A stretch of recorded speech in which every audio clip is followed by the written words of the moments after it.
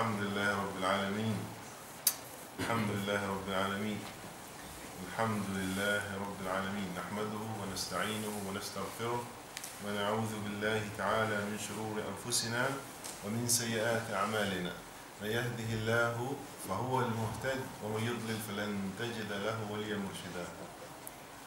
عبد الكريم come in the front here. تعال هنا تعال اسمع الكلام. عبد الباسط كمان ما شاء الله اجلس اسمع الكلام. So alhamdulillah, alhamdulillah. The Prophet sallallahu alaihi wasallam said, alhamdulillah tamla al-mizan. He said, saying alhamdulillah will fill the scale of your good deed. It's just beyond numbers, beyond calculations, beyond, justice. It's just the mercy and kindness and generosity of Allah subhanahu wa ta'ala. Just alhamdulillah will fill the scale of your good deed. Tamla al-mizan.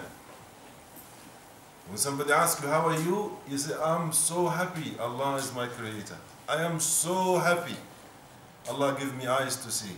Allah give me legs to walk on. Allah give me brain to think, memory to use, voice to speak with, brain to read and write and understand and think and laugh and play games. All this is from Allah for free. So when you are happy with Allah, Allah will fill the scale of your good deed and give you more happiness in Jannah. So always say alhamdulillah. The Muslim should be looking around for something to be grateful about. You should be looking around for something to be grateful about. Yeah, we have homes, we have rooms, we have food, we have clothes, we have lights, we have running water, we have safety, we have, we have taste buds that taste the food. Wallahi, there is people, they can't taste the food. They are fed, they are alive, but they're fed through tubes. They're fed stuff in the hospital that you will never even go near or smell it. If you smell it, you throw up. So we have all these beautiful cheeses and yogurts and milk colors and sweets and desserts. We don't need any of that to survive. You can survive on potato all your life and you'll be alright. Allah subhanahu wa ta'ala is beautiful. Allah is so beautiful. He gave us so much. Not to survive. No, it's to enjoy and to say alhamdulillah. To enjoy and to be grateful. The Prophet ﷺ said, Inna Allah yuhib, Allah loves it. What? لِيَرَى أَثَرْ نِعْمَتِهِ عَلَى عَبْدِهِ. To see His favors on you. He loves to see it. Allah loves you to eat and enjoy and say alhamdulillah. Oh Allah, ducks, chickens, meat, in the oven and in the oil and in curry, millions of different tastes. Who gave us this? Allah subhanahu wa ta'ala. All the books you read, when you read it and enjoy it, Allah subhanahu wa ta'ala. If it has something disturbing, part of saying alhamdulillah, it's not to read it. If you see something on the news, something on TV, something online that is bad, part of being grateful to Allah is, no, I'm not going to use my eyes to look at this. I'm not going to use my brain to see this. I'm not going to use my ear to hear this. This is bad for my soul. It is bad for your soul. And if your soul is not happy, wallahi, you will never be happy no matter how much you have, no matter where you are. It is the soul that decides. It's the soul, our ruh, it decides if we're happy or not. So, Muslim is always saying, alhamdulillah, I'm so happy, alhamdulillah. That's what our life is all about. Alhamdulillah, we are Muslim. Alhamdulillah, we had Ramadan. Alhamdulillah, we had Ramadan. We had the Quran, we had Taraweeh, we had the Iftar. Look at this, Where in the world, what community in the world, they have a whole month celebrating in the whole world. 2 billion human beings having Iftar, having Suhoor, having Fajr, having Taraweeh, but Muslim. Alhamdulillah. Allah subhanahu wa ta'ala chose us. You know why He chose us? Because He knows we are fit for the job. Because He knows that we are fit for that job to be Muslim. We need to prove to Allah subhanahu wa ta'ala that we are good Muslim. May Allah subhanahu wa ta'ala keep us on the straight path, keep us Muslim and increase us in Iman till we meet Allah subhanahu wa ta'ala. We ask Allah to make our meeting with Him the best meeting ever. We ask Allah to make the day we meet Him the best day in our life. Alhamdulillah, this Ramadan, I just, on behalf of all the brothers who collected donation here and sent to the most needy people on the planet, the Syrian and Gazan, thank you very much for the community of Lower Hutt. May Allah subhanahu wa ta'ala bless you and reward you. And as we said, the Prophet ﷺ took an oath. He took an oath in this. He says, أقسم عليهن ما نقص مال من صدقة. He says, I will take an oath that your money will not be reduced when you give in sadaqah. Your money will not be reduced. The $100 you give, wallahi, Allah gives you 10,000. In barakah and in blessing and in happiness and in comfort and in peace, and you don't know. The invisible is 1,000,000 times more than the visible blessing of Allah subhanahu wa ta'ala on us. So alhamdulillah rabbil alameen, and thank you for generosity. It's amazing. Alhamdulillah rabbil alameen. May Allah subhanahu wa ta'ala give us more and help us more so we can help our brothers and sisters, whatever they may be. May Allah subhanahu wa ta'ala accept from all of you. But as a Muslim, we live for Allah. Our life revolves around pleasing Allah subhanahu wa ta'ala. Once we finish Ramadan, we say, oh, I can't live without the deen. What can I do now? What happened? Allah subhanahu wa ta'ala says, no, there is Shawwal. You fast in Shawwal too. Yeah? So the Muslim fast the whole of Ramadan. Allah never give you 1 month. Allah give you 10-month reward. Yeah? Every good deed is 10. Ramadan is 1 month. The angel don't write 1 month, he write 10 months fasting. But Allah wants to give you the whole year fasting. How can He do it? The Prophet ﷺ said, every day is 10 days. 2 months, 60 days. If you fast 6 days, that's it. Allah will give you 60 days. That the whole year written as fasting. It's like praying Isha. You pray Isha, Allah wants to give you the whole night prayer. He give you half the night for Isha. If you come for Fajr, He give you the whole night. Just half an hour in Isha and half an hour in Fajr. The angels write 12 hours praying. That's Islam. So may Allah subhanahu wa ta'ala help us all to do the good deed and to live according to the teaching of the Prophet Muhammad sallallahu alaihi wasallam. But what is the big thing that coming for Muslim? Is Hajj. This is the month of Hajj. Allah subhanahu wa ta'ala says, Al-Hajju Ashhur. Ramadan is 1 month. Hajj is month. It's not just one, it's month. Shawwal and Dhul Qa'dah and Dhul Hijjah. It's called the month of Hajj. It's the month when you think about Hajj, you read about Hajj, you learn about Hajj, you intend to do Hajj. Intention should be in the heart of every Muslim. Oh Allah, please invite me to your house. Oh Allah, take me to your house. Oh Allah, give me that, VIP invitation to come and see the Kaaba. To stand in the same spot as Abu Bakr stood, as Aisha stood, as Ibrahim, as Ismail, as Hajar did. And you go in the same place and you do the same act. And you run up, that's a Muslim. The one who loves Allah subhanahu wa ta'ala, he can't wait. He can't wait to serve the deen. He can't wait to apply the shara'i'. It's called shara'i' and sha'air. Allah subhanahu wa ta'ala said, وَإِنَّهُ مِن تَقْوَى الْقُلُوبِ. Taqwa, it's in the heart. Ramadan came to teach us taqwa. To prove this taqwa comes the Hajj. When you see the Hajj people, when you see them on TV even, when you see them online, you just feel different. The Prophet ﷺ said in the Hajj season, there is 20 rahmah, 20 rewards for those who look at Kaaba. Just looking at it is ibadah. Looking at the Kaaba is act of ibadah. Doing tawaf is 3 times more reward. 60 rahmah comes for those who do tawaf. Those who do sa'i, they get 40 rahmah.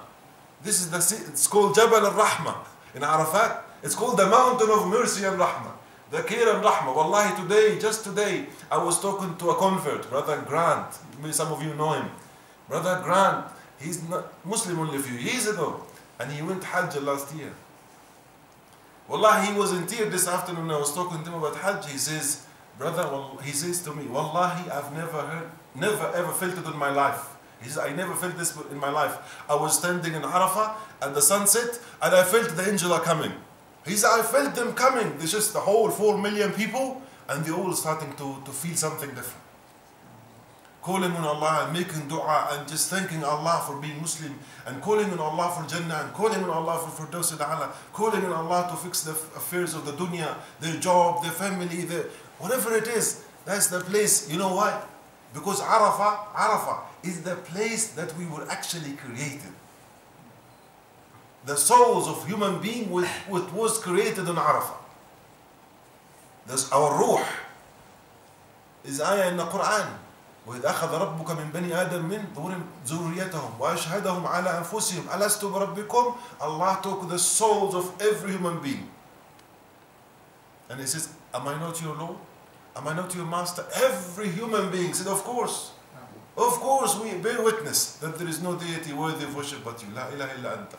Everyone, every Muslim and non-Muslim, said there's only one God. You go to Arafah, they say if you go to Arafah, you recognize that. You know the place. You feel that you know this place. You know it. And even the name itself, Arafah, it means I know it.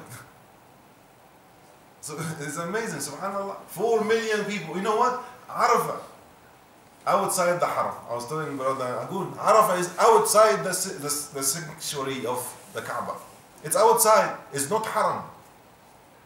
It's not a sacred place like a Kaaba is. But Allah subhanahu wa ta'ala says Muslim. It's not about the Kaaba. It's not about the Sa'i. No. It's about being slave, obeying Allah. Allah says to you, take off your title. In there you are Hajj. In there you're not CEO, you're not the professor, you're not the doctor, no, you are Hajj. Take off your title. Take off your expensive clothes. You can't wear socks. You can't wear anything that wraps you. You wear something, men, we're talking about men, no stitches in it. You just put 2 cloths like the dead body. It's like the coffin, you just wrap yourself. And condition, لا جدال في الحج. In the Quran, it says لا جدال means don't use your brain. Don't argue with people. Don't say I deserve more. Don't say the food is bad, the food is cold. No, you can't. It will spoil your Hajj. If you argue, it will spoil your Hajj. Even if it is terrible experience, you're supposed to control your temper and don't argue about it. So I was talking to the brother, I said, the Prophet ﷺ said 2 rak'ah, every rak'ah in the Masjid al-Haram is 100,000 rak'ah anywhere else. Every rak'ah you pray in the Haram equal 100,000 anywhere else. So if somebody says to you, come to my country, I will give you $200,000. And the trip is difficult. You will lose your temper and leave it? It's too much. I said, no. Wallahi, even if you're walking on, on rocks, it's $200,000 at the end of the road. This is not $200,000, this is 200,000 rak'ah. The Prophet ﷺ said, one tasbih, one subhanallah wa bihamdihi, it's a tree made of gold in Jannah. And tree don't plant in the air, they plant in a garden. Every subhanallah wa bihamdihi. Imagine the salat. Imagine the rak'ah. So going for Hajj and thinking about Hajj and learning about Hajj is our beautiful religion. Our beautiful religion teaches us to be involved with Allah. Involved with Allah. Thinking about Allah. Obeying Allah. Yeah, that's what we created for. We're not created to build palaces and houses and no. This is secondary. This is secondary. People who are in the jungle, they be maybe more happier than people in the biggest city in the world. There's some people who are in the desert. They travel for the water. Wallahi, they are more happier than people in the biggest city in the world. And people in the biggest suicide, it's in the biggest cities. The biggest problem is in the biggest cities. The most advanced technology, the most flash gadget, and they lose it. They don't know the purpose of their existence. So, as a Muslim, we need to always look deep in our soul and say, then what? You have to ask this question all the time. Then what? I got the education. Then what? What am I doing here? Am I serving my purpose? Am I thinking about Allah? Am I using my job, my earning, my brain, my memory, my time to please Allah? Or am I just thinking of myself? Because if you think of yourself, you will never be satisfied. And Hajj is the biggest school for that. Hajj is the one that takes us and puts us in an environment amazing. Because fasting is beautiful. It's only 12 hours. Yeah? After that you eat and you sleep and you enjoy yourself. Salah is half an hour. Zakah, you just give it, even now transaction online, you don't even feel it. But Hajj, whoa, you are in it for minimum, absolutely bare minimum, 72 hours non-stop with the ihram on. The 8th, the 9th, this is the bare minimum. You have to put that ihram on. You can't put perfume on. You can't cut your own nail. You can't cut your own hair. Because it's not yours. It's not your hair. You think it's yours. You think it's your hair. It's not yours. It's being given to you. Same with everything else. So it's as if saying to Allah, Ya Allah, I belong to you. I'm your slave. And that's why the best human being, Muhammad sallallahu alaihi wasallam, the best human being, he is better than the angels. He is much better status and rank than Jibreel himself. Jibreel, when he went to the Prophet sallallahu alaihi wasallam, Jibreel stopped. And he said, I can't go any further. It's only you that can pass, sallallahu alaihi wasallam. He, to do Hajj, he bought the cheapest ride, the cheapest camel he can ever find. Why? He wants to absolutely teach us. You want honor, you want dignity, you want respect. It's with Allah. It's not in the car, it's not in the house, it's not in the money. They say the camel he rode was 5 dirham. The camel he rode was 5 dirham. Nobody will even go near that camel. But he rode it and he says to Allah subhanahu wa ta'ala, لبيك لبيك اللهم حج في رقة I'm a slave now. He says to the people around him to listen to him, I'm going for Hajj as a slave, true slave to Allah subhanahu wa ta'ala. True slave to Allah subhanahu wa ta'ala. And he commands us, if you can't reach the stone, you kiss the stone. Why? Why? Because we are slave. Because we are slave. There's nothing in the stone. This stone is not going to benefit us or harm us. But we are slave. We obey the command. We obey the command. He says, go in the street and sleep in the street in Muzdalifah. You sleep in the street. Act of ibadah. You have 5-star hotel. You booked in already. But no. You sleep in the street for 2 hours. You queue for half an hour to go to the toilet. It teaches you that you are not, gods. There's only one God. There's only one that cannot be questioned. Allah subhanahu wa ta'ala. لا يسأل عما يفعل وهم يسألون. He will never be questioned. Allah subhanahu wa ta'ala. We will be questioned. We human beings, we will be questioned. We will be questioned about the blessing we have. So this is the season of Hajj.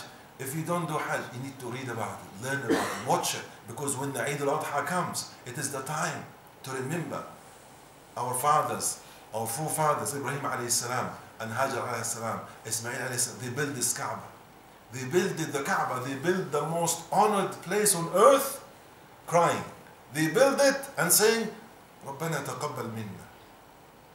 Oh Allah, please accept from us. They are teaching us. They are teaching us, no matter what you do, you need Allah's acceptance first. You need Allah to help you to accept. It's a tawfiq, success is from Allah subhanahu wa ta'ala. Who brought us into the masjid? Allah subhanahu wa ta'ala. Who made us Muslim? Allah subhanahu wa ta'ala. Who made us read Quran? Allah subhanahu wa ta'ala. So if we turn our back on it, this is the most ungrateful thing you can ever do. If somebody building the Kaaba and saying, Ya Allah, please accept from me. Have we built the Kaaba? We will never be able to. We will never be able to. So, we go through why we do Hajj. As the scholars say, why we do Hajj? Why there is Hajj? The first and foremost is to obey Allah subhanahu wa ta'ala's command. It's a command from Allah. Allah says, لِلَّهِ عَلَى النَّاسِ حِجُّ الْبَيْتِ. There is a right for Allah on everybody to do Hajj. This is, you owe it to Allah subhanahu wa ta'ala. You say, but I can't. I don't have money. I don't have time. Only Allah knows. Have you the intention? Did you intend? Did you promise Allah you're going to do it? Just think about it. Says, Ya Allah, please help me. Help me. I'll do it. We have a brother, he didn't have $5 in his pocket. here in this community, he has no $5 in his own pocket. And he rang me from the airport in Auckland saying, I'm going for Hajj, Sheikh Khalid. I almost dropped in the street. I said, he must have had some more of the stuff. I said, where are you? He said, I'm in Auckland airport, waiting for my passport. He was just absolutely walking on clouds. I was crying in Willis Street when he was ringing me. Wallahi, he was chosen by the consulate to, Saudi consulate, as a, they take some people and send them for the trip of his life, Hajj. So it's not the money, it's not the time, it's nothing. It is you and Allah subhanahu wa ta'ala. Do you want to go? If you want to go, you will go. May Allah subhanahu wa ta'ala take us all to his house. May Allah subhanahu wa ta'ala take us all to the Kaaba again and again and again and again. The Prophet sallallahu alaihi wasallam said, actually he said the opposite to what we think. He said, Al-Hajj wal-Umrah yanfiyan al-faqr. Hajj and Umrah will never make you poor. Hajj and Umrah will never reduce your money. It actually will wipe away the poverty from you. You will not be poor if you go for Hajj and Umrah. Shaitan tells us, man, it's thousands of dollars. No. Believe the Prophet ﷺ. He said, Hajj and Umrah yanfiyan al-faqr. They wipe the faqr. They take away the poverty from you. You go there and you ask Allah, this is the place of rahmat, the place of angel, the place where the Quran revealed. In Jabal al-Nur in Mecca, the Quran revealed the Laylatul Qadr. It happened there. So when you go there, you see Islam. When you go there, you renew your pledge to Allah subhanahu wa ta'ala. Ya Allah, when I was in the ruh, before coming into my mother's tummy, as a human being, I bear witness that there is no God but you. Now I'm renewing it willingly, that there is no God but you. Labbaik Allahumma labbaik. Here I am, Ya Allah, answering your call. Here I am, Ya Allah, willingly coming as a slave. Here I am, Ya Allah, admitting that you are the true. That you keep renewing that dua to Allah subhanahu wa ta'ala. The Kaaba is the only place on the planet that still have the corners built by the prophets. Ibrahim and Ismail, Rukn al-Yamani and the Black Stone area. These two corners is still in the same foundation as Ibrahim alayhi salam, Ismail alayhi salam left them. So this is the place where the Prophet ﷺ said, if you can touch them, then he make you dua. ربنا آتنا في الدنيا حسنة وفي الآخرة حسنة وقنا عذاب النار وادخلنا الجنة مع الأبرار. This is the place where you go there and you find the gate and it says Al-Abbas, Bani Hashim. This is the Prophet's uncle. This is the Prophet's tribe. This is when you there you drink from Zamzam. So this is the time where we think about Hajj. Ramadan is finished, straight away it hands us to Hajj. And Hajj is the pillar of Islam. Hajj is the pillar of Islam. Yeah, Hajj is called a Rukn al-A'zam. It's the greatest pillar of Islam. They call it Hajjat al-Islam, the scholars. The scholar, when you go for your first Hajj, they say this is the Hajj of Islam. Now you take a certificate. Now you take the seal of, approval that you, inshallah, Hajj. The Prophet ﷺ said, there is nothing equal to Hajjatun Barra. Hajj Mabrur, you go and do Hajj that is accepted by Allah subhanahu wa ta'ala, nothing equal to it. Even jihad. Somebody came to the Prophet ﷺ and said to him, I'm so weak and actually I'm afraid, I'm a coward person, I don't like fighting. Swords and blood and stuff, I don't like this stuff. The Prophet ﷺ said, Al-Hajju, jihad la shawka fiha. Go for Hajj. It is better than jihad and there's no blood in it. Just go for Hajj. It's better than jihad. You go for Hajj. The scholar used to go for Hajj every year. On their foot. We all talk about Abu Hanifa and we follow Abu Hanifa went to Hajj on foot. One of his Hajj. In the old days, it took him more than 5-6 weeks in a very dangerous situation, walking in the desert, walking in the mountains. And they did it. So Alhamdulillah, Allah subhanahu wa ta'ala, and so much comfort now. May Allah subhanahu wa ta'ala make it easy for us to go for Hajj. Yeah? So the intention must be there. The intention must be there. And if we're not going, then we need to share with all the brothers and sisters who are going their feelings, their dua, their emotions, their pledges, renewing our tawheed, our Islam. The pillars of Islam is Hajj also.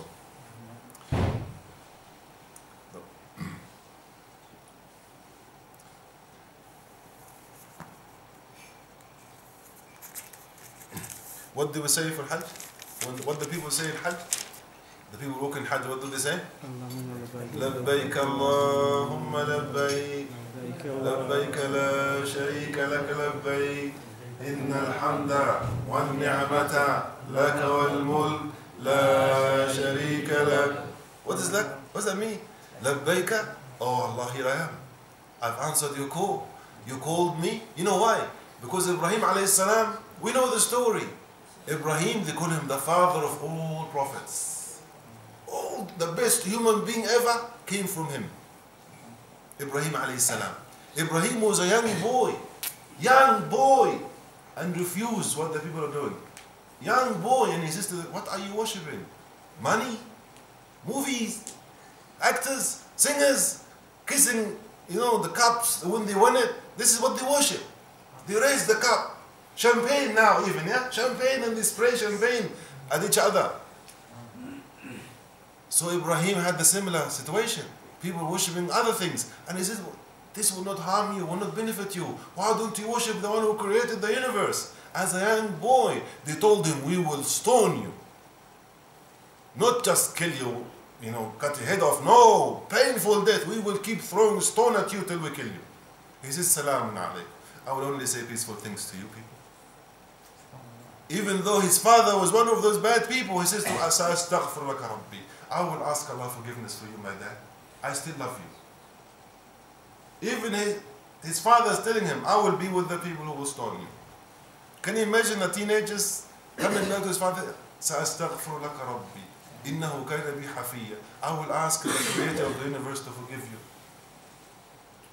He says, leave. He says to them, leave. You don't stay in my place. Don't stay in our country. Not only that, they plotted all the plan to burn him alive. And Allah saved him. Ibrahim alayhi salam was the only Muslim on the face of this earth. Can you imagine? He was the only believers on the face of the planet. And Allah rewarded him with a believing wife. His wife Sarah believed in him. And they migrated. They left Iraq. They were in Iraq. He is from Iraq, what we know as Iraq today. And he went down to Palestine. And from Palestine he went to Egypt. And in Egypt, the leaders of Egypt, they wanted to kidnap his wife, to take his wife from him. Because she was a very beautiful woman, and the leader of Egypt was just gone crazy. So every time they touch her, they get paralyzed. Every time they just want to touch her, the arm just paralyzed. And they said to her, please, just make a dua, make something, we're not going to touch you. And she makes a dua, and they try again. And they get paralyzed again. Allah will protect you. Wallahi, if you're with Allah, Allah will protect you. If you're with Allah, Allah will protect you. Don't you afraid. People will laugh at you, people will make fun of you, people say, hey, you don't watch the movie, you don't smoke the stuff, you don't drink the stuff. They will laugh at you, but Allah will protect you. Allah will make you honor. Allah will make you above them. Allah will make them need you. If you stick to your iman and keep on holding into that precious gift Allah gave you, which is purity and cleanliness. But if you try to copy, people say, oh, don't you know that? Don't you come have a try? You became one of them. Once you try it, you become another gangster. Another one of them, they just leave you alone. They go and try somebody else who is clean. They just, non-pure people, they like everybody else to be like them. So be careful. Ibrahim alayhi salam and his wife, these bad people, they tried to hurt his wife, and Allah protected her. Even though they were men and women just by themselves in a country, it's not their country. So they said, please, we'll give you a gift. To his wife, we will give you a gift and leave, ask Allah to make us safe again. So she made dua, and this guy who wanted to touch her, he had arm again. He says, give them a servant. And they gave them from Egypt, Hajar radiallahu anha. Hajar alayhi salam. She went with Ibrahim and Sarah. So Sarah says, you marry her. You can't be another woman with us traveling. It's just a very difficult situation. You marry her. I'm happy for you to marry her, especially that she didn't have any children, Sarah, the first wife. So he married Hajar. And Hajar gave birth to Ismail alayhi salam. Imagine the happiness now of Ibrahim. He had no children, he's getting old. They say he was above 80 years old. So Allah gave him command which is no human can take. Take your wife and a baby and leave them in the desert.